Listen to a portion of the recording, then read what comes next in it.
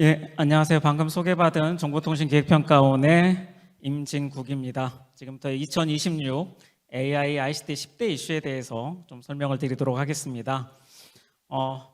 오늘 그 오전에 이제 조금 10대 이슈 영상을 조금 핵심만 모아서 5분 정도의 영상으로 좀 만들어 봤습니다. 10대 이슈에 대해서 조금 더 쉽게 이해하고 조금 더 집중도를 높이고자 만들어 봤는데 조금 어떻게 보셨는지 모르겠습니다. 오늘 지금 시간에는 그 내용을 조금 쉽게 설명해 드리는 그런 시간으로 갖도록 하겠습니다. 먼저 10대 이슈는 지금 AI ICT 산업에서 우리가 단기적으로 주목해야 될 변화 이슈를 먼저 조금 조망해 보고 이런 변화에 우리가 어떻게 대응해 나갈 것인가를 조금 같이 모색해 보고자 매년 오늘 이 자리를 통해서 발표를 드리고 있습니다. 올해 같은 경우도 실제 수십 명의 어떤 전문가분들이 참여를 해서 다양한 이슈를 좀 탐색을 하고 같이 분석하고 검증하는 과정을 거쳐서 오늘 10가지의 이슈를 발표를 드리게 되었습니다. 올해도 이 AI ICT 분야의 큰 화두는 그냥 단연 AI인 것 같습니다. 이제 AI는 어떤 기술이 아니라 우리 사회적인 이슈이고 경제적인 이슈이고 국가적인 아젠다가 되고 있습니다. 올해 연초에 CES가 시작되었을 때 단연 AI 이목이 집중되었고 그 CES에서는 에이전틱 AI와 피지컬 AI라는 새로운 AI의 혁신 방향을 제공을 하면서 어떤 AI 혁신에 좀 더 가속도를 붙이는 계기가 되었습니다. 그리고 이제 좀 지나서 CES가 막 끝난 지 얼마 안 돼서 여러분 잘 아시는 이제 딥시크 쇼크라고 불리울 만큼 딥시크에서 발표한 아론이라는 경량형 모델의 세계가 놀라움을 금치 못했습니다. 그동안 AI는 막대한 데이터와 막강한 컴퓨팅 파워 이런 것들이 투입이 돼야 하지만 우수한 성능을 만들어내는 스케일링 법칙이 주도를 하고 있었습니다. 하지만 이 딥시크는 적은 데이터와 작은 컴퓨팅 파워로도 그만큼의 성능을 나타낼 수 있다는 것들을 증명을 해내면서 어떻게 보면 어떤 규모의 경제, 사이즈의 어떤 경쟁에서 효율성 경쟁으로 AI 혁신의 경쟁의 판을 바꾸는 그런 계기가 되었습니다. 세계적인 분야의 관점에서도 미국 같은 경우도 올해 트럼프 정부가 들어서면서 다양한 여러 가지 정책이 새롭게 바뀌고 있지만은 AI 정책에서는 그대로 유지를 하고 있습니다. 글로벌 빅테크는 막대한 컴퓨팅 인프라에 대한 투자를 지속적으로 계속해오면서 세계 최강으로서의 그런 절대적인 우위를 지키고자 하는 활동들을 계속해오고 있습니다. 우리나라 같은 경우도 신정부가 출범하면서 실제 AI G3라는 목표와 그것과 함께 독자 AI 파운데이션 모델 개발 그리고 AI 고속도로 구축 이런 것들에 박차를 가하고 있고 최근에는 이제 에이펙을 계기로 GPU 26만 장을 신규로 확보하면서 어떻게 보면 그동안 컴퓨터 인프라 병목이라는 그런 혁신을 가로막았던 그런 장벽이 해소가 되면서 새로운 도전을 준비할 기회를 맞았다라고 할 수 있겠습니다. 이러한 측면에서 지금 우리는 이제 AX 2.0 시대라는 새로운 전환점에 서 있다라고 할 수 있겠습니다. 그동안 AX 1.0은 AI가 만들어내는 추론이나 예측과 같은 단순한 성능에 그치고 있었지만은 이제 에이전틱 AI와 피지컬 AI가 만들어내는 AX 2.0 시대는 실제 산업과 서비스에 녹아들어서 그 산업의 경쟁력과 구조를 근본적으로 바꾸고 특히나 피지컬 AI 같은 경우는 디지털 공간이 아닌 물리적인 세계에 실체를 가진 지능으로 발전하면서 본격적인 그리고 우리가 그간 경험하지 못한 새로운 생산성 혁명을 준비하고 있다라고 하겠습니다. 이러한 상황에서 이러한 AI 영향력이 확대되는 상황에서 실제 세계 경제의 불확실성은 더욱 고조되고 있고 지정학적인 위험도 증가되고 있습니다. 그런 상황에서 이제 미중 간의 패권 경쟁도 더욱 치열해지고 있고요. 미국 같은 경우는 실제 자국 중심의 공급망을 재편하면서 그동안 점유해왔던 절대적인 우위를 더욱더 강화시키려는 그런 노력들을 본격화하고 있고 중국 같은 경우도 이제는 어떻게 보면 명실상부한 G2 국가로서 중국 자체적인 어떤 내수 중심의 경쟁이 아니라 실제 글로벌 영향력을 확대하려는 그런 노력들을 강화하고 있습니다. 실제 AI가 이제는 어떻게 보면은 AI 국가 대전이라고 할 만큼 나라 간 경쟁으로 치열해지고 있고, 그 과정에서 국가주의의 경향 또한 뚜렷해지고 있습니다. 우리나라 또한 AI G3라는 명확한 목표를 제시를 하고 AI 고속도로 구축을 위해서 모델과 데이터, 반도체, 여러 가지 보안이나 네트워크 같은 인프라, 그리고 활용에 이르기까지 전방위적인 혁신의 노력을 다하고 있습니다. 이러한 측면에서 26년도 우리가 좀 살펴봐야 될 AI ICT 이슈에 대해서 좀 조망을 해보겠습니다. 앞서 말씀드린 대로 이제 AX 2.0 시대는 AI가 본격적으로 활용이 되는, 우리의 산업 서비스 일상으로 녹아드는 그런 시대라고 할 수 있겠습니다. 그래서 그런 측면에서 이런 AI 대전환이라는 그런 측면에 맞춰서 10가지 이슈를 뽑아보았습니다. 실제 AX를 이끌어가는 코어 부분, 그리고 이런 AX가 확장이 되는 부분, 그리고 이런 AX가 지속 가능성을 가지고 유지되기 위한 인프라 부분, 그리고 이런 AI 대전환이라는 시대와 함께 새롭게 떠오르는 기술, 이 4가지 영역에 대해서 저희가 10대 이슈를 발굴했습니다. 하나씩 좀 읽어보겠습니다. 먼저 AI 페르소나가 온다. 그리고 두 번째로 피지컬 AI 움직이는 모든 것으로. 그리고 세 번째 학습에서 추론으로 AI 반도체 대전환. 네 번째 이제는 AI 레디 데이터. 그리고 이러한 AI 확산을 이끄는 측면에서는 다섯 번째 모든 곳의 생산성 혁명. 그리고 여섯 번째 AI가 이끄는 사람과 업의 대전환. 그리고 이러한 AX 시대를 지탱하는 인프라로서 일곱 번째 AI 방패, 보안이 안보가 된다. 여덟 번째 네트워크도 자율행동으로 간다. 그리고 아홉 번째 에너지, 지속 가능 혁신의 키. 그리고 마지막으로 새롭게 부상하는 기술로서 더 뉴웨이브 BCI와 퀀텀 AI 이상 10가지를 내년도에 주목해봐야 할 10대 이슈로 정해보았습니다. 그럼 하나씩 좀 살펴보도록 하겠습니다. 먼저 에이전틱 AI 페르소나가 온다입니다.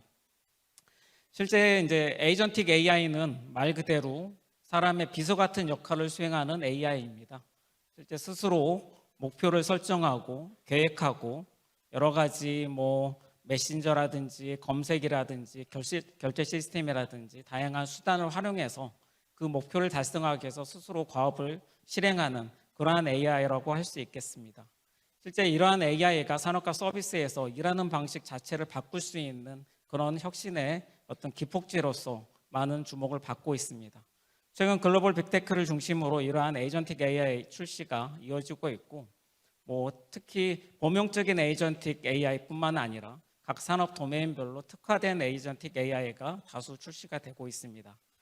실제로 이제 MS에서 발표한 MyDXO라는 의료 특화 AI 에이전트 같은 경우는 실제 전문 의사들의 어떤 진단 정확도보다 4배 이상 높은 성과를 보이고 있고요.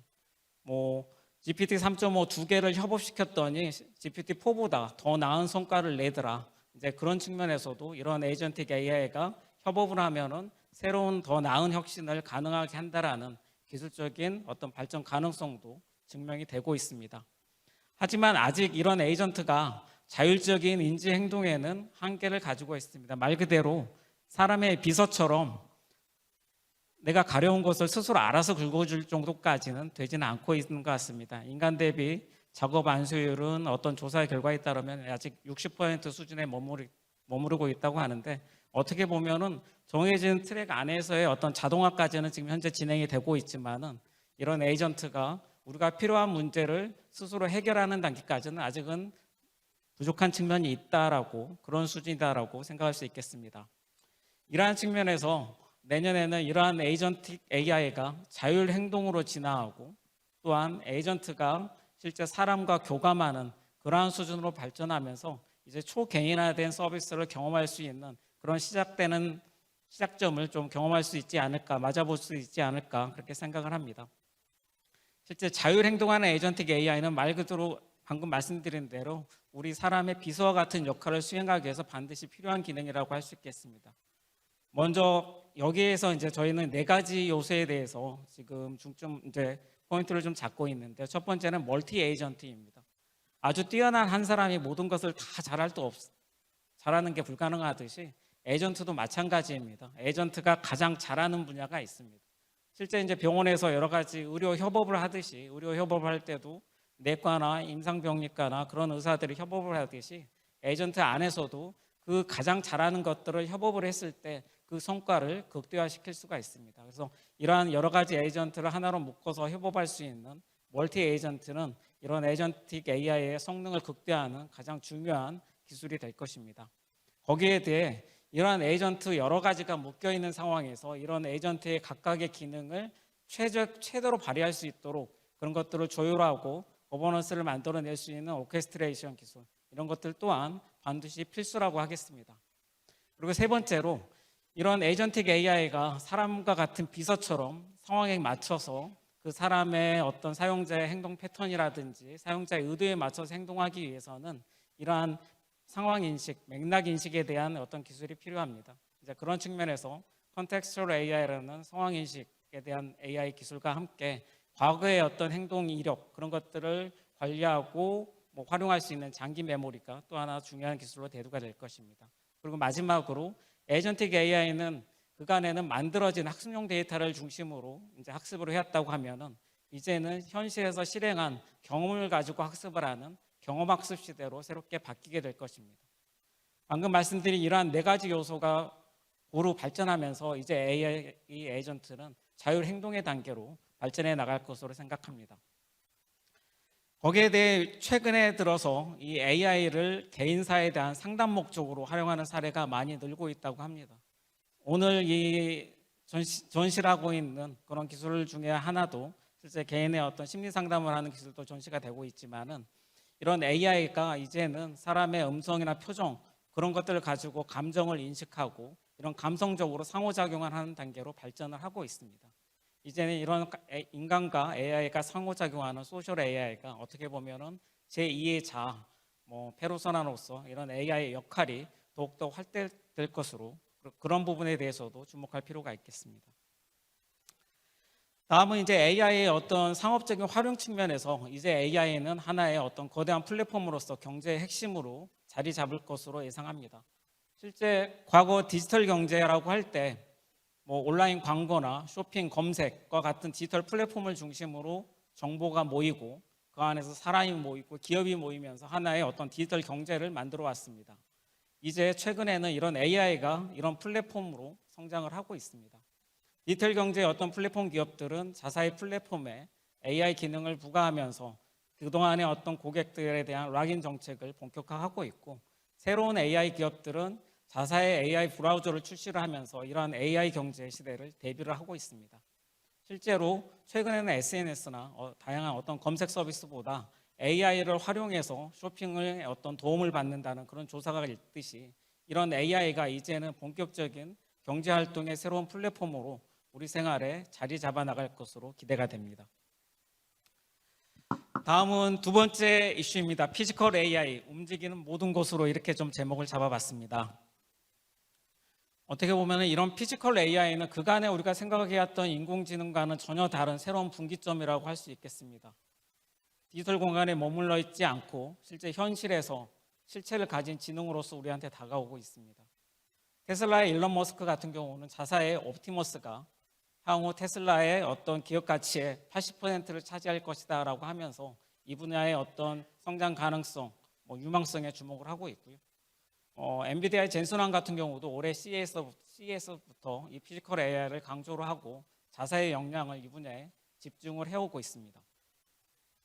실제 이 휴머노이드 같은 경우는 이미 공장이나 물류 창고 같은 데서 실증을 마치고 본격적인 사람과의 협업을 준비하고 있습니다.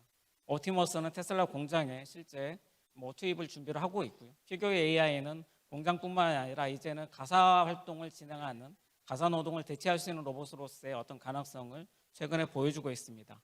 우리 현대그룹의 아틀라스 또한 이런 공장에 본격적인 투입을 준비하는 단계고요. 마지막에 있는 아치라는 로봇은 사람처럼 표정을 가지고 대화할 수 있는 로봇으로 어떻게 보면은 소셜 AI 결합을 통해 어떤 돌봄 서비스나 다양한 서비스 로봇으로의 어떤 활용 가능성을 높이고 있습니다. 이러한 측면에서 내년에 피지컬 AI는 이런 범용적인 활용에 좀 중점을 두고 관심을 가져볼 필요가 있을 것 같습니다. 옵티머스와 중국의 유니티라는 기업에서는 내년도에 2만 불 이내에 어떤 휴머노이드에 대한 양산 계획을 본격적으로 발표를 하고 있습니다. 이런 양산 계획의 발표는 어떻게 보면 산업용 특화 분야에만 제한적으로 쓰이던 로봇이 이제는 돌봄이나 고객 서비스, 교육, 의료와 같은 다양한 서비스 분야로의 어떤 활용도를 높이면서 우리 일상의 보편적인 서비스로 자리 잡는 그런 시작점이 될 것입니다. 그 과정에서 누가 규모의 경제를 먼저 달성하느냐, 이제는 어떻게 보면 성능이 아니라 이러한 대한 활용성, 효율성 이런 부분들이 경쟁의 핵심이기 때문에 누군가가 먼저 규모의 경제를 달성해서 그 시장을 선점하느냐가 경쟁의 성패를 좌우할 것으로 예상이 됩니다. 또한 휴머노이드가 피지컬 AI의 전부는 아닙니다. 실제 휴머노이드는 피지컬 AI가 가장 빠르게 적용되고 있는 대표 플랫폼일 뿐입니다. 이러한 피지컬 AI 기술의 발전은 이제 앞으로 전개될 로보택시나 드론이나 UAM 같은 움직이는 모든 것의 구동 방식을 바꾸면서 우리 일상에 새롭게 다가올 것으로 생각합니다. 기술적인 측면에서 피지컬 AI는 어떻게 보면 종합예술이라고 할 수 있습니다. 인간의 두뇌를 담당하는 AI, 그리고 실제 감각을 담당하는 센서, 근육을 담당하는 액추에이터, 그리고 에너지를 담당하는 배터리까지 여러 가지 기술이 결합된 종합예술이라고 할 수 있습니다. 앞으로 이 피지컬 AI 경쟁력은 이러한 피지컬 AI 분야에 있어서의 어떤 이러한 기술들을 효과적으로 제어하고 관리하고 발전시킬 수 있는 핵심 풀스택을 갖추는 데 있을 것입니다. 가장 먼저 VLM이나 올드 모델과 같은 어떤 AI 모델을 기반으로 피지컬 AI에 대한 특화된 파운데이션 모델 기술, 그리고 이러한 모델이 실제 사람과 자연스럽게 얼라이언스를 맞춰 나가기 위해서 지속적으로 학습하고 현실과의 갭을 줄여나가는 AI 트윈, 그리고 이런 것들이 안정적으로 운영되고 제어할 수 있는 온디바이스 AI 반도체나 시스템 소프트웨어까지 이러한 기술들을 고루 갖추는 풀스택 혁신이 앞으로 전개될 피지컬 AI의 어떤 성패를 좌우하게 될 것입니다. 다음 세 번째입니다. AI 반도체, 학습에서 추론으로 AI 반도체 대전환, 이렇게 제목을 잡아봤습니다. AI 시대에 가장 주목할 만한 기업 하면은 바로 단연 오픈 AI 여러 기업도 있겠지만 최근 들어서는 엔비디아가 아닌가 생각합니다. 압도적인 성능과 후다라는 막강한 생태계를 바탕으로 아직도 AI 반도체 시장의 90% 이상을 차지하고 있습니다. 하지만 최근 들어서 여기에 약간의 변화의 조짐이 일고 있습니다. 앞서 말씀드린 대로 내년도에 가장 큰 화두는 AI 대전환, 어떻게 보면 활용으로 전환된다는 측면에서 이제 AI는 성능도 중요하지만 거기에 맞춰서 효율성이나 활용성이 중요한 시대로 변화되고 있습니다. 이러한 측면에서 엔비디아의 GPU가 갖고 있는 고질적인 한계, 이런 부분들은 이런 엔비디아의 위상을 흔들 수 있는 중요한 매개체가 될 수 있을 거라 생각이 됩니다. 실제 오픈 AI가 아직까지도 흑자 전환에 성공하지 못하고 있는 이유, 막대한 컴퓨팅 인프라를 운영하는 비용에 대한 손실은 여전히 막대합니다. 특히나 이러한 막대한 전력 사용은 에너지 문제까지 제기하면서 이런 GPU 기반의 AI 대전환이 앞으로 지속될 수 있느냐, 여기에 대한 많은 의구심이 제기되고 있습니다. 여기에 더해 그동안 엔비디아와 많은 격차를 가졌던 후발주자들의 어떤 도전이 본격화되고 있습니다. AMD나 인텔이나 화웨이 같은 팹리스 같은 경우는 자사들만의 차별화된 전략을 통해서 이런 엔비디아의 격차를 줄이고 있고, 구글과 아마존과 같은 빅테크 기업들은 자사 서비스에 특화된 AI 칩, 반도체 칩을 본인들이 직접 만들면서 이런 엔비디아의 영향력으로부터 독립하려는 그런 활동들을 본격화하고 있습니다. 이렇게 급변하고 있는 어떤 반도체 시장에서의 내년에 새롭게 주목할 부분 두 가지를 살펴보겠습니다. 먼저 추론의 시대, NPU 시장이 열린다입니다. 방금 말씀드린 대로 GPU가 갖고 있는 고질적인 한계, 고비용 고전력이라는 문제를 극복할 수 있는 대안으로 NPU가 부상을 하고 있습니다. GPU가 가진 범용성이나 막강한 성능은 아니지만은 금융이나 의료 같은 특화 분야를 수행하기엔 충분한 성능을 가지면서도 저전력, 저비용으로 구현할 수 있는 NPU가 이제 올해와 내년 본격적인 출시를 앞두고 있습니다. 실제로 우리나라의 필요사나 리벨리온, 디벡스 모빌리티 같은 기업이 뭐 서버용이나 온디바이스 분야에서 이런 NPU에 대한 출시 계획을 발표를 하고 있고, 뭐 미국에 있는 그록이나 쌈버너버 같은 그런 글로벌 유니콘 기업들도 본격적인 경쟁에 참여할 준비를 마치고 있습니다. 이러한 NPU들이 만들어 나갈 어떤 새로운 혁신이 반도체 시장의 경쟁에 새로운 활력을 불어넣을 것으로 생각합니다. 특히나 AI 모델에 특화된 어떤 모델 기업과 반도체 기업 간의 결합, 그리고 앞서 말씀드린 피지컬 AI 확산에 따른 원디바이스 AI 반도체의 어떤 확산, 이러한 부분들은 AI의 어떤 혁신과 맞물려서 반도체 산업의 어떤 새로운 성장의 어떤 미래를 열어줄 것으로 생각합니다. 두 번째로는 우리나라가 가장 잘하고 있는 메모리 분야입니다. 메모리 분야도 이런 추론 시장으로의 어떤 변화, 여기에 맞춰서 새로운 변화가 계속될 것으로 생각합니다. 뭐 잘 아시다시피 연산 반도체, AI 반도체의 어떤 성능 혁신에 비해 더디게 진행되고 있는 메모리의 어떤 혁신, 그것들을 우리는 메모리 병목이라고 얘기를 합니다. 그래서 이런 메모리 병목을 해결하기 위해서 그동안의 학습 단계에서 주목받았던 반도체가 바로 HBM입니다. HBM은 이런 고대역폭과 고대용량 데이터를 빠르게 이제 학습에 투입을 하면서 이런 효과성을 인정을 받으면서 새롭게 주목을 받고 있는데, 이제 이런 메모리 분야에서도 이런 학습 단계가 아니라 추론 서비스 단계로 전환이 될 때는 이런 대용량 대역폭 이외에 어떤 고속 데이터 처리라든지 아니면 다양한 멀티태스킹을 수행해야 되는 새로운 과업들이 부여가 되고 있습니다.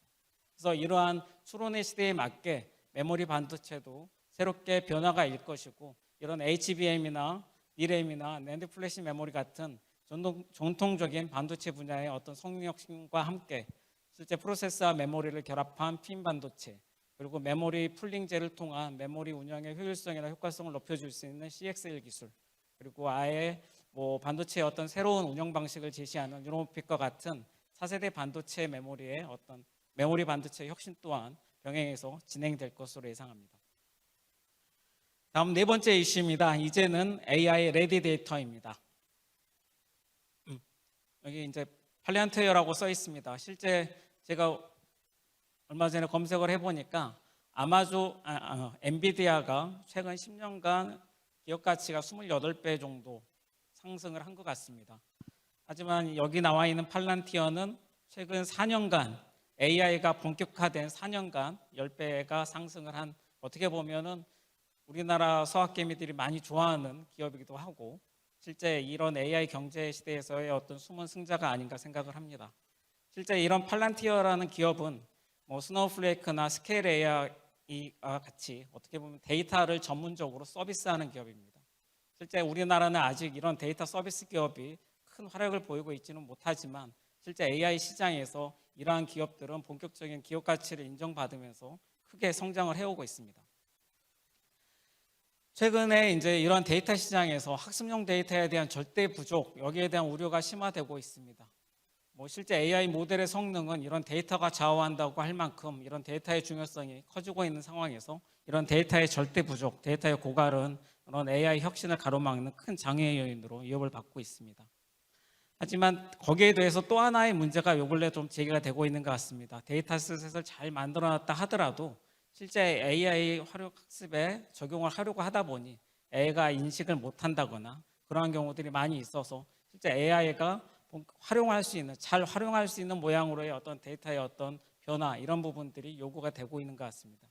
거기에 대해 데이터의 어떤 규제, 이런 부분들도 데이터의 가용성을 제약하는 요인으로 작용을 하고 있습니다. 이러한 측면에서 내년에는 더 많고 더 좋은 AI 레디 데이터라는 그런 부분에서 데이터 혁신의 어떤 계기가 되지 않을까 생각합니다. 그동안에는 아주 많은 양의 빅데이터, 그리고 그 데이터 중에서 아주 잘 정제되고 전문화된 파인 데이터, 이제 여기에 더해서 실제 AI가 즉각적으로 활용할 수 있는 AI 레디 데이터의 시대로 이게 통합적으로 전개될 것으로 생각합니다.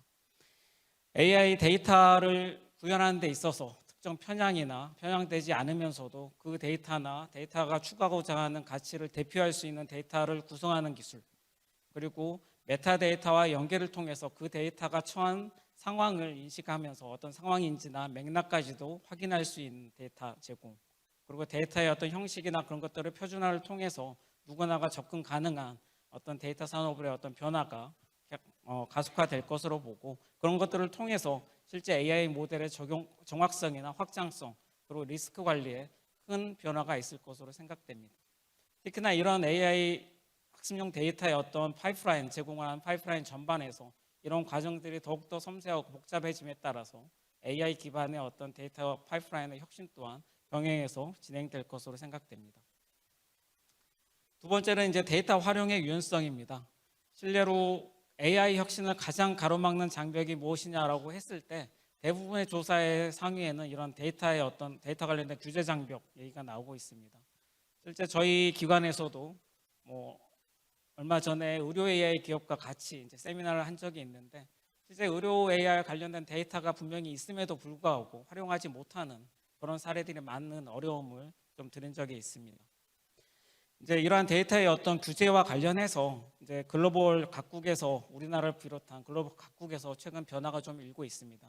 미국 같은 경우는 AI 액션 플랜을 통해서 어떤 연구용 데이터에 대한 공개 방침 이제 그런 것들을 가이드를 하고 있고 실제 이런 데이터의 어떤 권리나 그런 것들을 가장 강하게 보호하고 있는 EU나 영국 같은 나라에서도 실제 어떤 AI의 위험성에 대한 통제는 그간의 어떤 시각을 계속 유지를 하고 있지만 데이터, 학습용 데이터에 대한 유연성 부분에서는 과거와는 다른 접근을 보이고 있습니다. 실제 학습용 데이터의 어떤 편리성이나 활용성을 제고할 수 있는 그런 정책 방향으로의 어떤 전환을 진행을 하고 있습니다. 우리나라 또한 내년 1월에 세계 최초로 AI 기본법을 시행을 하게 됩니다. 이제 그 과정에서 지능 우선, 규제 최소화라는 어떤 새로운 정책 방침을 제시하고 있고 그런 것에 가장 우선되는 순위가 바로 이 데이터 정책이라 생각합니다. 이제 AI 대전환이라는 새로운 시대 변화에 맞춰서 정보 주체의 권리를 어떻게 보장할 것인가 그리고 그 과정에서 데이터의 활용의 유연성을 어떻게 확보할 것인가 이런 것들을 조율해 나가는 것들이 큰 관심사로서 모든 사람의 주목을 받을 것이라 생각됩니다. 다음은 이제 이러한 AIX의 어떤 코어를 바탕으로 해서 이제 새롭게 전개될 어떤 AI 혁신의 활용 측면입니다. 모든 곳의 생산성 혁명이라고 이렇게 5번째 이슈의 제목을 잡았습니다. 지금 이런 AI의 어떤 전파 속도는 과거의 어떤 디지털 혁명보다 훨씬 더 빠른 속도로 전개가 되고 있습니다. 실제 컴퓨터나 인터넷에 비해 훨씬 빠르게 각 기업에서 AI를 도입해 나가고 있고요. 그 과정에서 AI는 이제 모든 영역에서 그간 AI가 못할 것이다라는 부분에까지 잠재력을 발휘하고 있습니다.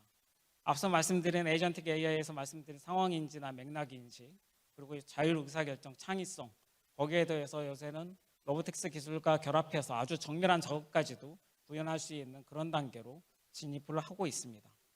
그러한 측면에서 이런 AX를 가장 활용하는 가장 우선해서 볼 부분이 제조혁신 부분이 아닌가 생각합니다. 실제 우리는 제조혁신의 아이콘으로 우선 어떻게 보면 제조혁신을 대표하는 키워드로 요 근래 다크팩토리라는 얘기를 많이 합니다. 위기에서 혁신의 상징으로 전환이 된다라고 얘기를 하고 있는데 과거의 다크팩토리 그러면은 불이 꺼진 공장이 일단 망했구나, 일자리가 많이 없어지겠구나, 우리 경제가 위기구나 그런 위기의 상징이었습니다. 하지만 최근의 다크팩토리는 어떻게 보면 혁신의 상징입니다. 중국에 있는 샤오미의 다크팩토리에서는 1초당 스마트폰 한 대를 생산을 한다고 합니다. 실제 스마트폰을 조립하고 그런 복잡한 과정에 사람이 투입되지 않은 상태에서 자율생산 체계를 갖추면서 이러한 생산 혁신을 거두고 있습니다. 이제 이러한 제조 혁신, 제조 AI 부분은 과거 스마트 팩토리가 사전 규칙 기반으로 정해진 어떤 룰 베이스 안에서 사람의 오퍼레이터 속에서 어떤 생산성에 어떤 최적화를 도모했다면 이제는 AI 제조 혁신을 통해서 어떤 자율적인 의사결정과 24시간 무인화된 생산 체계를 갖추면서 어떻게 보면 생산성의 극대화를 추구하는 그런 방향으로 제조 혁신을 이끌어 갈 것입니다. 이런 제조 혁신은 이런 AI의 확산의 가장 대표적이고 우리나라가 강점을 가진 가장 한 분야이고요. 이제 이런 것들이 실제로 의료나 법률이나 금융, 농업체 이런 다양한 분야로 확산이 되면서 그 경쟁력을 바꾸어 나갈 것입니다. 실제로 과거의 현재의 경쟁력이 이런 AI 시대도 유지될 것이냐 그것들은 장담할 수 없을 것 같습니다. 이런 모든 산업에 AI를 어떻게 적용해서 자신만의 경쟁력을 새롭게 재편하느냐 이런 경쟁력이 재정이 되는 시대에 맞게 변화가 필요할 것 같습니다. 각 도메인별로 특화된 AI 알고리즘, 도메인별로 특화된 데이터 그리고 도메인마다 특화된 자신만의 강점, 정보 이런 것들을 태울 각 도메인만의 플랫폼을 어떻게 갖추느냐가 각 산업의 경쟁력을 새롭게 정의할 것으로 예상하고 있습니다. 또 하나 이러한 생산성의 혁신은 비단 산업적인 측면에서만 그치지는 않을 것 같습니다. 여기 나와 있는 대로 AI 국방 부분입니다. 실제 전력 자산이나 지휘 통제 그리고 보호나 방어, 국방 네트워크에 이르기까지 AI 기술은 실제 국방 안보에 지금은 절대적인 역할을 담당을 하고 있습니다. 계속되고 있는 러시아 우크라이나 전쟁에서 이미 우리는 그러한 것들을 확인을 하고 있습니다. 그러한 과정에 미국에는 사피라는 6개의 어떤 이런 AI 국방 혁신 기업들이 있습니다. 여기에는 앞서 말씀드린 팔란티어도 속해 있는데요. 실제 이런 기업들은 국방 분야의 어떤 전문 기업들이 아닙니다. 민간 분야의 기술을 공급하는 기업들이 얼마나 빨리 이런 부분들을 국방 분야에 전환시켜서 탑재를 시키느냐, 그 과정에서의 어떤 차별적인 경쟁력을 갖추면서 이런 사피라는 거대 기업으로 성장을 하고 있습니다. 앞으로 AI 국방은 새로운 방위 산업의 영역까지 확장을 하면서 이러한 민간 기술을 국방으로 이전하는 이런 타임 투 밀리터리가 핵심 경쟁 요인으로 자리 잡게 될 것입니다. 다음 6번째 인재 부분입니다. 실제 이런 AX의 확산은 어떤 사람이나 업에 있어서도 새로운 대전환을 일으킬 것입니다. 얼마 전에 아마존에서 인력에 대한 구조조정 계획을 발표를 하였습니다. 전체 본사 인력의 10% 정도 되는 3만 명에 대한 구조조정을 실시를 한다고 했습니다. 실제 이러한 아마존만의 어떤 일은 아닌 것 같습니다. 메타도 이런 구조조정 계획을 발표를 하고 있고 구글도 발표를 하고 있습니다. 실제로 컴퓨팅 인프라에 대해서는 막대한 자금을 투입을 하면서도 사람에 대해서는 계속 내보내고 있는 일을 계속하고 있습니다. 캐나다의 온라인 기업 쇼피파이의 어떤 CEO가 얘기한 것처럼 어떻게 보면은 지금은 AI가 못하는 업무에 대해서만 사람을 뽑겠다라고 하는 AI가 어떤 촉발하는 새로운 일자리 구조조정, 일자리 대전환이 이제 본격적으로 시작됐다라고 할 수 있겠습니다.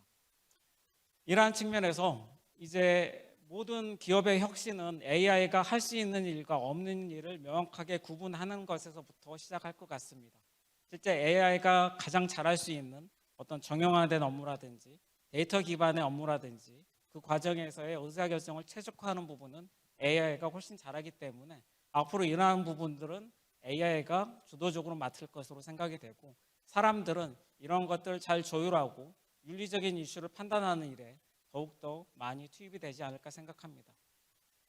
과거의 전통적인 BPR은 사람을 중심에 두고 프로세스를 어떻게 바꿀 것이냐, 표준화할 것이냐, 그리고 자동화할 것이냐 이런 부분들을 고민했다라고 하면은 이제 앞으로의 어떤 AI 시대의 BPR은 이런 AI가 할 수 있는 일과 없는 일을 구분하고 그 과정에서 사람에게 부여할 최적의 업무를 찾아 나가는 것 이런 것들 속에서 업무 혁신이 일어나고 이런 거버넌스 체계를 잘 갖춘 기업이 AX를 성공하는 기업으로 발전할 것으로 예상합니다. 이러한 일자리 전환 이 과정에서 인재 확보 경쟁도 더욱 치열하게 전개되고 있습니다. 어키하이어라고 합니다. 실제 우수한 인재 한 명을 유치하기 위해서 기업 자체를 인수하는 그런 활동들이 미국에서는 글로벌 빅테크를 중심으로 요새 흔하게 볼 수 있는 인재 영역 방식으로 대두가 되고 있습니다. 중국 같은 경우는 중국 전역에서 모여드는 자체적인 수많은 인력 이외에 글로벌 인재들을 유치하고자 박차를 가하고 있습니다. 싱가포르 같은 어떤 소규모 국가 같은 경우도 적은 인구라는 그런 구조적인 한계를 극복하기 위해서 글로벌 연결, 글로벌 협업을 통해서 이러한 문제를 해결하고 있습니다. 앞으로 이러한 인재를 확보하기 위한 자체적인 양성과 다양한 연구 환경과 정주 환경 구축을 통해서 세계 인재를 끌어모으는 것, 그리고 세계 인재와 함께 협업하면서 그 시너지를 내가는 이런 세 가지 축으로 인재에 대한 확보 경쟁이 더욱더 심화될 것입니다. 다음 7번째입니다. AI 방패 보안이 안보가 된다입니다. 이런 AI 대전환이라는 격변기의 신뢰성과 안전성은 가장 필수적인 요인입니다. 하지만 올해 우리나라에서는 어마어마하게 큰 사이버 침해 사고가 연이어서 발생을 하고 있습니다. 우리가 가장 믿었던 통신사, 카드사 이런 것들이 사이버 침해를 받으면서 어떻게 보면은 우리는 지금 사이버 보안이라는 그런 분야에서는 위기가 일상화된 시대에 살고 있다라고 할 수도 있겠습니다. 특히 이러한 사이버 위협이 고도화되는 상황에서 이런 지능화된 공격, AI를 활용한 지능화된 공격, 그리고 더욱더 은밀하고 정교화된 공격은 기존의 어떤 경계선 중심의 어떤 보안이라는 그런 체계로는 감당하기 어려운 상황으로 바뀌고 있습니다. 거기에 더해 이런 사이버 침해가 만들어내는 어떤 파괴력 이런 부분들이 개인이나 특정 기업의 수준이 아니라 이제는 우리 사회나 국가 경제에 막대한 영향을 미치는 수준, 안보의 단계로 이제 커져가고 있는 상황입니다. 이러한 측면에서 내년도에 어떤 주목할 부분은 지능형, 능동형 보안 체계, 그리고 기본을 지켜나가는 것에서부터 찾을 수 있을 것 같습니다. AI 시대라는 AI 대전환이라는 새롭게 바뀌는 환경에서의 어떤 보안 역량의 강화, 제로 트러스트나 사이버 보건력의 확보나 공급망 보안 이런 것들은 아주 보안 역량의 필수적인 요소로 자리를 잡을 것이고, AI를 활용한 지능화된 보안 체계 그리고 네트워크와 융합 보안에까지 지능형, 능동 대응은 아주 중요한 AI 대전환 시대의 핵심 인프라가 될 것입니다. 하지만 그 과정에서 우리는 기본을 놓치지 않아야 될 것 같습니다. Back to basic입니다. 실제 AI는 기존 공격 기법을 그대로 가속화할 뿐 그 본질은 변하지 않는다고 합니다. 최근에 일어나고 있는 이러한 사이버 침해 사고 또한 보안 소프트웨어를 패치하지 않았거나 사람의 과실로 일어난 그러한 문제들이 상당수라고 합니다. 이런 아무리 지능화된 어떤 고도화된 보안 체계를 갖추었다 하더라도 이런 기본이 지켜지지 않았을 때 그런 보안 위협은 여전히 상존하고 있습니다. 그래서 이러한 기밀성이나 무결성, 가용성이라는 보안의 기본 원칙을 유지하면서 강조하면서 다양한 지능화된 환경에서의 어떤 새로운 보안 체계의 어떤 변화 이런 부분들을 정보 보안, 사이버 보안 분야에서 주목해서 살펴봐야 할 것입니다. 두 번째는 최근에 AI와 관련된 안전 이슈들도 많이 부상을 하고 있습니다. 딥페이크나 가짜 뉴스는 이미 현실의 심각한 사회 문제로 작용을 하고 있고 시급하게 대응해야 될 과제로 부상을 하고 있습니다. 거기에 대해 최근에는 AI 중독 이슈가 제시가 되고 있습니다. 여기 화면에도 있지만은 실제 이 AI에 중독이 돼서 자살에까지 이르는 이제 그런 사건들이 발생을 하고 있을 만큼 AI에 대한 중독 부분은 어떤 앞서 말씀드린 소셜 AI라는 그런 측면에서 감성적인 상호작용의 역기능으로서 우리가 중점적으로 고려해 봐야 될 것 같습니다. 여기에 대해 AI가 사람의 의도대로 작동하지 않거나 이런 걸로 인한 여러 가지 안전 이슈들도 제기가 되고 있습니다. 이러한 AI 안전을 지킬 수 있는 AI 레드팀 같은 어떤 킬스위치나 레드팀 같은 AI 안전 기술 그리고 이런 것들에 대한 어떤 안전 프레임워크나 리스크 관리와 관련된 대응 체계 그리고 관련된 법제도 특히나 이러한 AI 안전 이슈는 특정 국가만의 이슈는 아니기 때문에 모든 국가가 같이 협업하는 글로벌 연대라는 이런 새로운 AI 안전 생태계를 구축해 나가려는 노력 이런 부분들에 대해서 살펴봐야 될 것 같습니다. 다음 8번째 이슈입니다. 네트워크도 자율행동으로 간다입니다. AX 시대 6G라는 새로운 네트워크를 향해서 선전 경쟁이 치열해지고 있습니다.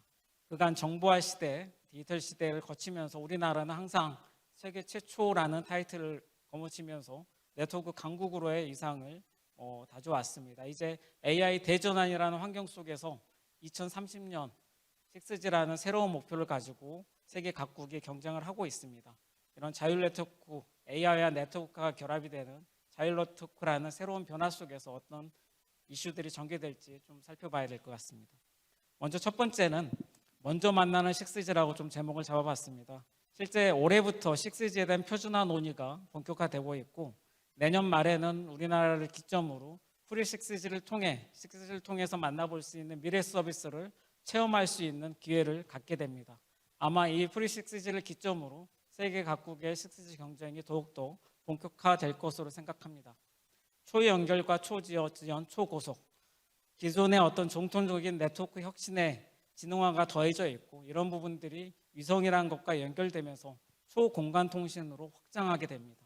이런 것들을 통해서 우리는 AI 시대에 누릴 수 있는 휴머노이드나 로보택시나 드론이나 UAM 같은 새로운 혁신 서비스를 미래에 경험하게 될 것입니다.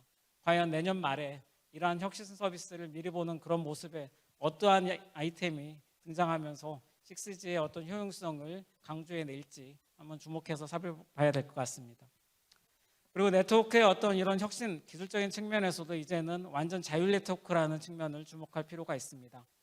그동안 네트워크는 이런 네트워크의 어떤 세대 변화에 따라서 이런 하드웨어 중심의 장비사가 주도하는 혁신, 그리고 그 다음에 오픈랜이나 이제 AI 랜 중심으로 전환이 되면서 소프트웨어나 AI 기업이 주도하는 혁신 체계로 전환이 되고 있고, 그러한 부분들이 대부분 기지국 AI 랜에 집중이 돼서 경쟁 체제가 형성이 되어 왔습니다. 이런 것들을 통해서 AI 서비스의 어떤 최적화나 관련 네트워크 서비스의 어떤 성능의 극대화, 그리고 네트워크 기지국의 가용 자원의 효율을 최대화시키는 그런 부분에 집중해서 네트워크의 혁신이 전개가 되어 왔고, 이제는 AI 기술 발전에 따라서 네트워크 전 주기를 관장할 수 있는 AI 기술 모델의 어떤 발전과 백본부터 기지국까지 전 주기적인 혁신이 전개될 것 같습니다. 실제 AI 전체 네트워크를 관장하는 어떤 AI 어떤 파운데이션 모델, 네트워크 파운데이션 모델 또한 특화 분야의 어떤 파운데이션 모델로서 가장 중요한 새로운 유망한 분야가 될 것으로 생각을 하고 있고, 실제 그동안에 맨 말단에 있는 기지국뿐만이 아니라 맨 시작점이라고 할 수 있는 백본망에서 AI 데이터 센터 네트워크의 어떤 혁신 또한 더욱더 빠르게 전개될 것입니다. 실제 엔비디아의 NVLink나 인피니티 밴드 이런 부분들이 이런 것들을 주도를 하고 있지만은 여러 기업들이 결합한 UALink나 새로운 경쟁 구도가 지금 형성이 되면서 이제는 백본부터 기지국까지 본격적인 진동화가 탑재가 되고 새로운 자율 네트워크의 시대로 전개될 것입니다. 다음 9번째입니다. 에너지 지속 가능 혁신의 키, 이렇게 제목을 잡았습니다. 지금 글로벌 빅테크 기업들이 만들어내고 있는 어떤 컴퓨팅 인프라의 어떤 사이즈는 상상을 초월하는 그런 수준입니다. 1기가와트 이런 것들은 예사일 거고요. 실제 우리나라도 최근 들어서 국가 컴퓨팅 센터를 비롯해서 SK, 아마존 간의 어떤 협력한 컴퓨팅 센터에 대한 구축 계획을 발표하는 등 컴퓨팅 인프라에 대한 확충 계획을 본격적으로 발표를 하고 있습니다.